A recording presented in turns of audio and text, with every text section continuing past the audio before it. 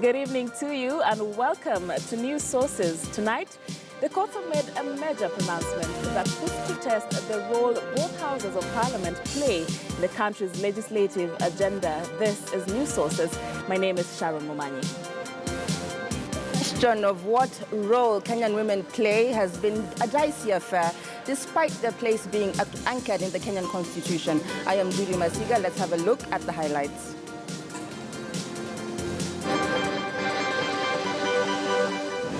The period allowed for passing the desired legislation lapsed without the legislation in question being in place. Parliament extended the period by 1 year, but again it failed to enact the required legislation. Mimi naogopa Mwenyezi Mungu, Mungu mbingu na ardhi. Mimi sikuogopa Uhuru Kenyatta. Kuna watu wengi ambao wanatafuta viti vya ugavana na wameshikilia viti bandia, tunawajua, lakini leo hii wameacha Uhuru anashika gavana Joe. As I stand here today, yes, I'm a holder of a D-, but I have been able to change that into real progress. And so that you know, even now I am a student of an MBA and I will progress. You will not stop me.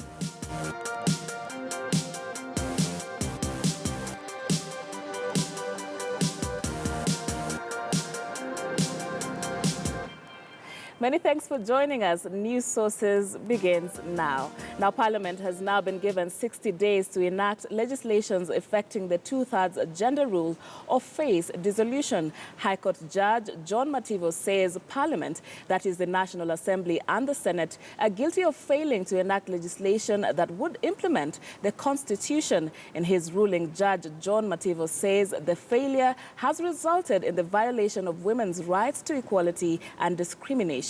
Let's listen in to part of the ruling that was read this morning at the Milimani courts. Unless the law contemplated under Article 81B is enacted and implemented before the next general election scheduled for 8 August 2017, the resultant National Assembly and Senate, if non-compliant with the constitutional requirement of minimum and maximum gender threshold, shall be unconstitutional, hence null and void. I entirely agree with this proposition because it represents the correct position of the law in line with Article 27(8) of the Constitution, and such a parliament will be susceptible to legal challenge.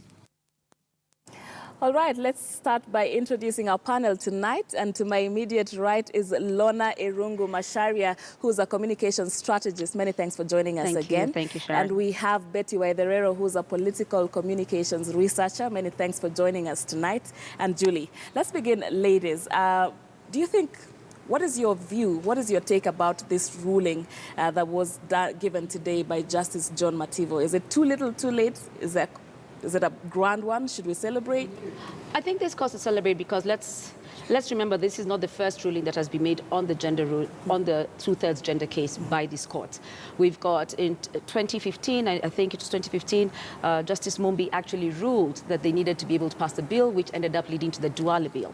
There's also the case that was filed by private citizen with collaboration with some partners in December 2015, and that's the one that ruled that the current constitution of the cabinet does not meet the 2/3 gender rule. We've got the Sigenye bill that was passed, that was brought forth to the Senate. That did not pass. So let's just be clear. There has been consistency in people trying to ensure that this particular clause, which is enshrined in our new constitution, is passed. And we have seen time and time again that the government and different departments, so now we've seen the legislature under attack. In the other one, it is the executive under the attack, saying or not actually putting in enough effort to get this work done. Right. I'm a strong believer that if we pass the new constitution, then we need to agree that all elements of this constitution need to be implemented. We can't choose and pick the ones we want. We can't say we're going to implement devolution, but we're not going to implement the 2/3 rule. This is part of the challenge. So I don't think it's a case of too little, too late. I think it's a case of consistency in building up, and we have to take a breather, celebrate this, but this is not the end. This is actually the beginning. All right, and Betty, some argue that the reason why there has been a lot of bottlenecks, from the whole start of trying to implement this journey is because it's a bit confusing coming up and a bit complicated coming up with a framework that would see this, constitutionally enshrined principle enacted.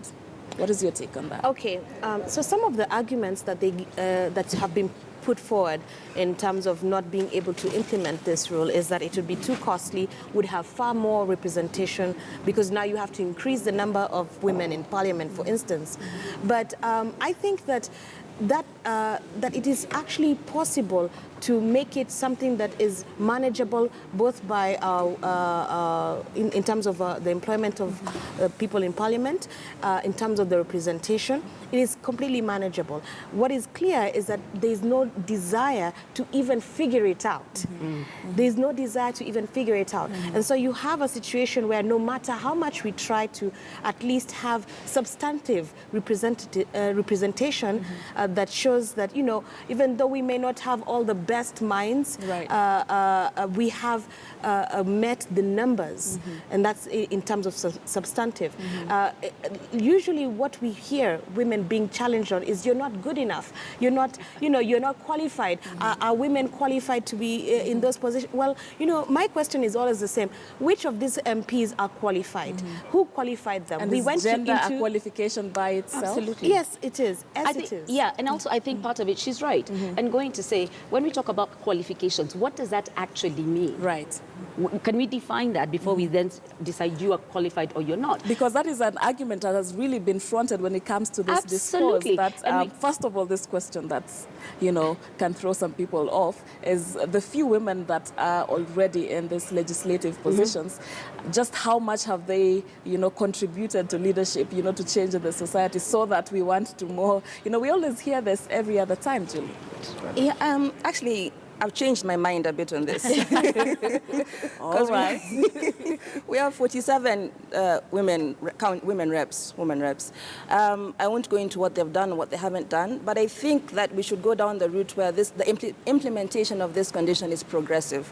I actually agree with Chepkonga when he says, take it step by step and grow into it. Don't try and force it. Because I think the thing that has stalled all these bills, like you mentioned, Lorna, is they don't know how to do it. They don't know whether to say nominate, or make sure that political parties have a quota for women. The technicality of the thing has escaped almost everybody who's tried to tackle it. But don't you think wanting to actually come up with a formula is like part of the 80% of the step? Yes, but I think the more organic way is for more women to put themselves out there. Well, I'm sorry, let's start with these current elections. Right. Currently, we have more women who have agreed to step up and run for elected office than we have ever seen. The question is, are they going to get an equal playing field?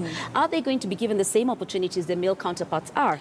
Because part of it, and I agree with what she has said, it is not brain surgery. This has been implemented by our neighbors in Rwanda. So all these trips people go for to learn or to, what do they call them? Benchmarking. Are we trying to say that we sincerely cannot find a best practice to be able to get this on board? Is clearly we don't have the political will to enact the legislation. Let's agree that. Let's agree that. Plan B, let's do it for ourselves. Let women come out in their numbers to stand for these posts, because otherwise, if you don't have women running, you don't have women elected. I agree with you in part, but I have to say that things like expecting women who have been locked out economically and politically to be able to stand against men who have now dominated this, the political playing field is not fair.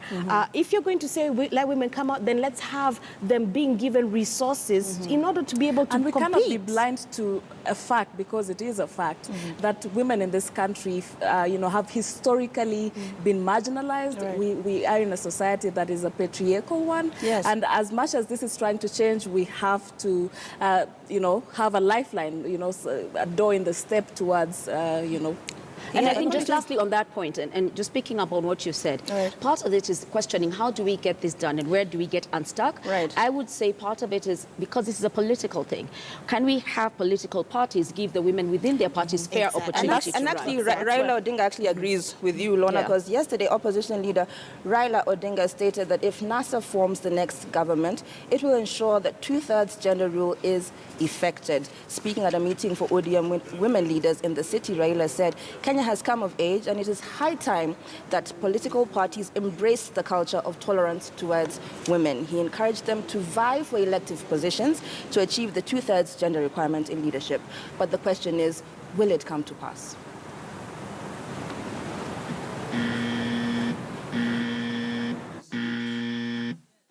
We also recognize that we have a constitutional obligation to help our country realize the 2/3 gender rule. Right, I apologize for that lack of sound there. Hopefully we can fix that sound bite in a few. But like we were talking about just before we went on to this next topic, Raila Odinga is also saying that he's going to ensure somehow that this 2/3 gender rule is implemented. And we must not forget that it applies to the men as well, so to either gender. But people have taken the gender issue as a women's issue, which is why we're getting so much resistance. But I still maintain, guys, that women should just take the fight right to the men, because they're not going to support us. But let me tell you what it is. One, the court process and what we have seen is part of the women taking the fight to the men. Right. When they've been locked out in a legislative process, they've gone to the courts, which is your next line of defense, when you're not able to get something done. Right. But let's swing that and talk about the fact that even the cabinet does not meet the constitutional demands. And the ruling that was passed said that the next cabinet has to. Are we then trying to say between private and public sector, there are not enough qualified women to even run for some of those? Because that ruling doesn't just apply to cabinet. It applies to all public and any public office in that space, which is professional. For cabinet, there really is no excuse, because you're nominating people to cabinet. You should, in fact, nominate 50% right down the line. For elective positions, Sharon, it's a bit different, because people have to be elected. How do you make sure that a woman is elected, apart from saying that this post is only for women? But, we can't, I don't believe that we can separate the elective offices from the other public offices. Like, it has to be a principle that, cuts across public service and hopefully across all the offices in the country, But let's listen into that bite by Raila Odinga before we continue with that discussion. Times are hard and women are the hardest hit. We also recognize that we have a constitutional obligation to help our country realize the 2/3 gender rule.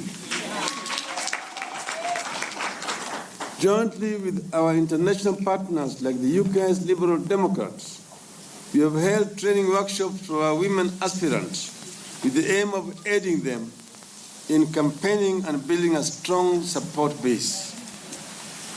The trainings have focused on helping the women leaders understand the party's internal dynamics and machinery, effective communication through different campaign channels, overcoming all forms of political violence, and reaching out to voters through canvassing and the on-the-ground campaigning. All right, ladies, that is such a good promise. Of course, I have no way of knowing if this is campaign chatter or not, but very good promise. But then the question is, because there was a proposal by some quarters that why don't we take the implementation of this principle to the political parties, such that if they nominate, if they use this formula to nominate their, candidates, then does it not then put more women candidates out there, thus raising the probability of having more women, elected? What do you think? Okay, so now here we have the social application that we're trying to do, but you'll see the problem, and you're going to see it happen in the nominations process as we go forward into the elections, that our political parties are based on what you call patronage, okay? And there's a lot of cronyism, there's a lot of nepotism, and that affects the nomination process in the first place. There are accusations that some political parties sell the nominations. So if the political parties themselves do not practice democracy, they do not allow for a democratic process to pan out, allow the members to pick their leaders, how then can we expect the same political parties to be fair and to be just towards the women aspirants?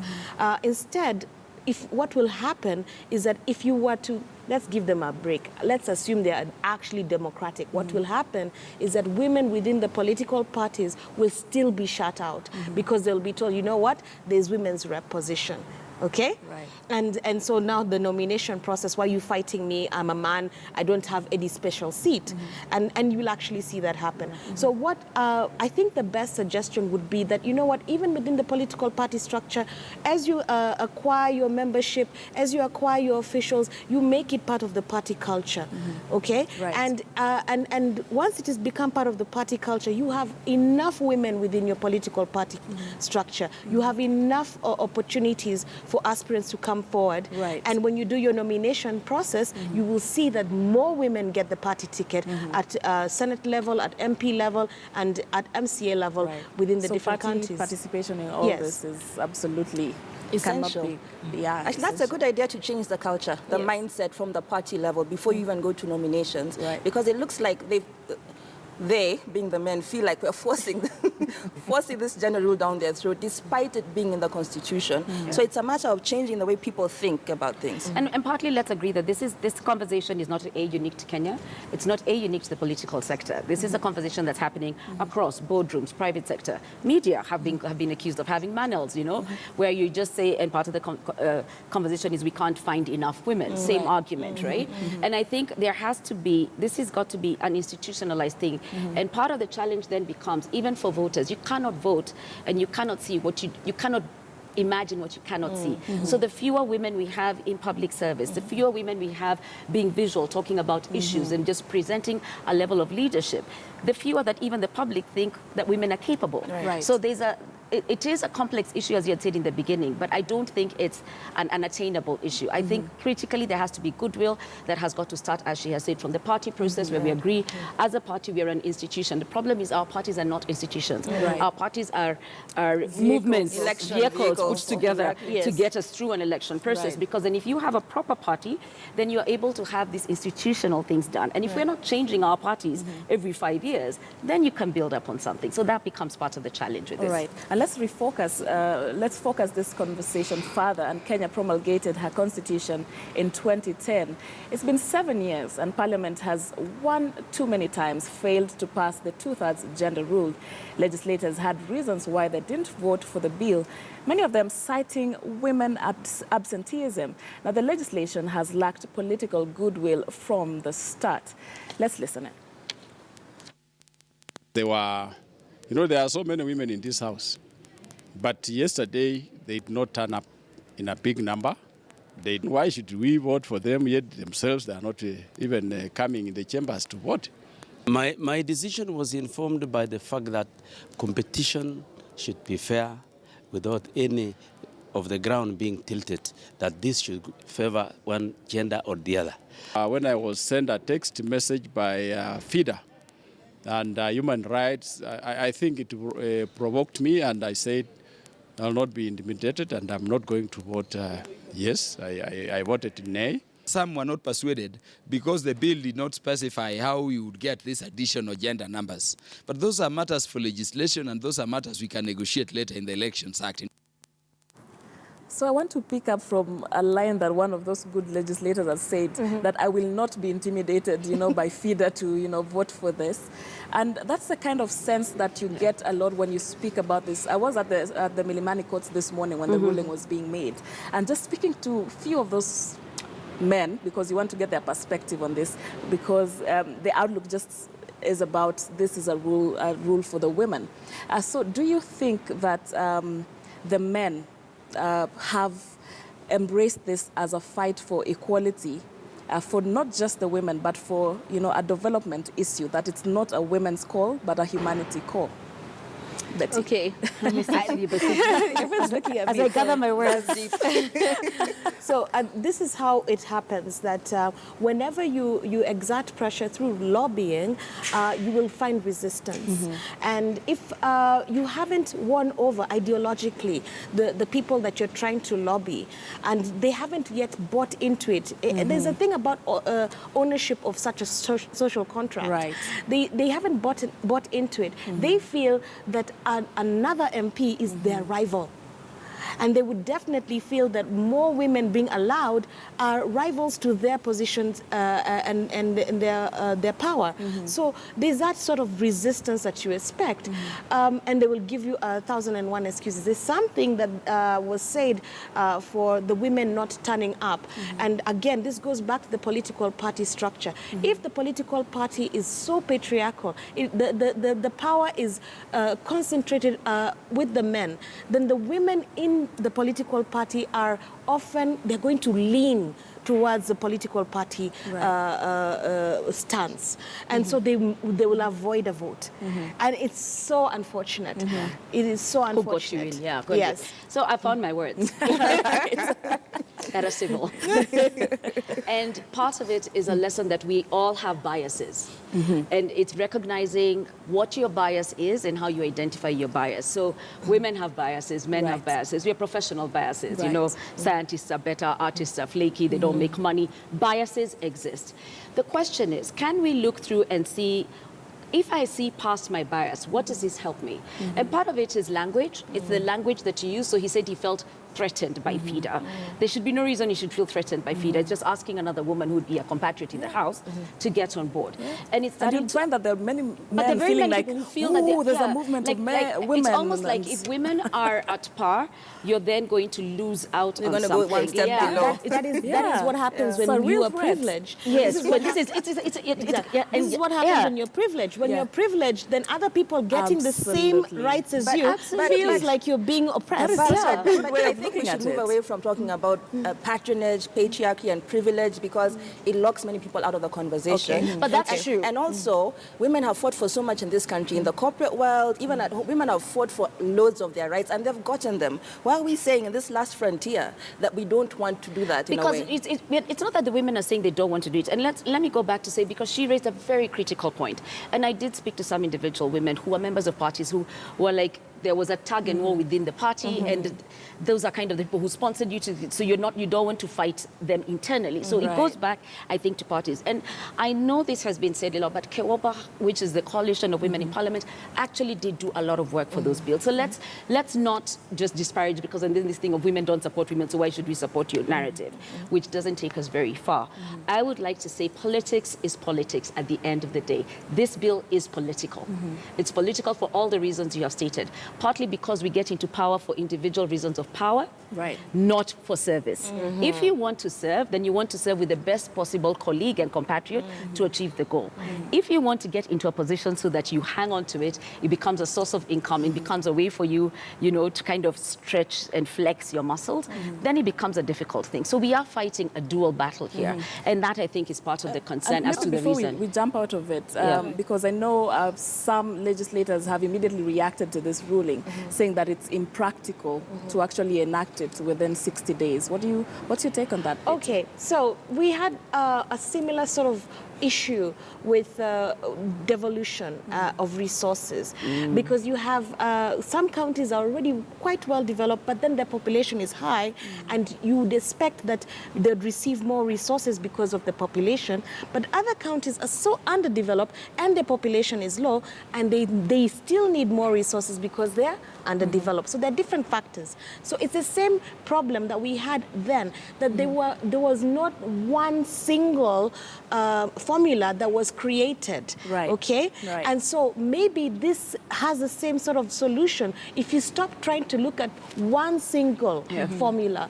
If you try to deal with the problem case by case or county by county and try and boost those numbers, then you'll find that there's a difference. I'll say one thing. I mean, and you'll notice this, that certain regions do have more women in political positions than other regions. Why don't we, instead of trying to make it one single formula, why don't we say, okay, for northern Kenya, let's try and boost the numbers so that we have substantive.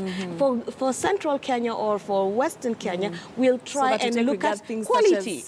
Population. And all I'm saying is it's not impractical, it's impossible if you have no goodwill. There is. That's all we need. We're sticking with women's issues today, and our Twitter question for you is, do you think that Kenya requires the 2/3 gender rule enacted into law? Do you think that Kenya requires the 2/3 gender rule enacted into law? And just some feedback from you. Muhafanki Wawajir is saying that women's liberation has come a long way, and men should accept and aid the realization of the 2/3 gender rule and stop being chauvinistic. Kay says women are their own worst enemies. They are the majority and they can vote for their own. Ruben says, this is the change that indeed Kenyans need. Our male leaders are now becoming so greedy. This is too much. Thank you so much for being with us up to this point. We're going for a quick break right now. Do stay with us. We'll be back right after the break.